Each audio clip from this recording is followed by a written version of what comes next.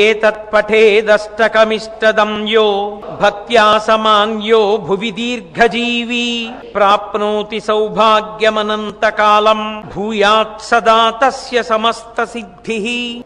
ఈ స్తోత్రం ఎవరు చదువుతున్నారో ఆ ఇంట గండములు అకాల మృత్యువు ఉండవు. అంటే పిల్లలు, భర్త, భార్య అందరూ సంతోషంగా జీవిస్తారు. అంతకన్నా ఇంకేం కావాలి? సౌభాగ్యము కలుగుతుంది. సౌభాగ్యము అంటే స్త్రీ వైపు పురుషుడి వైపు కూడా ఎడం భుజం మీద ఉత్తరీయం వేసుకునే అధికారం ఈయనకి మిగులుతుంది. మిగిలింది కాబట్టి యజ్ఞయాగాది క్రతువులు చేస్తాడు. ఆమెకి సౌభాగ్యం ఉంటుంది కాబట్టి హాయిగా నాకేమి మా ఆయన ఉన్నారని సంతోషంగా తనని రక్షించే భర్తతో ఆనందంగా ఆమె కాలక్షేపం చేస్తూ ఉంటుంది.